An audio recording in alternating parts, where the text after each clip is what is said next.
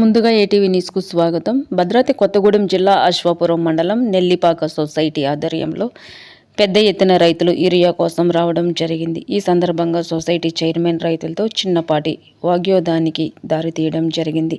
దీనికి కారణం యూరియా కొరకు పెద్ద ఎత్తున మహిళా రైతులు బారు తీశారు.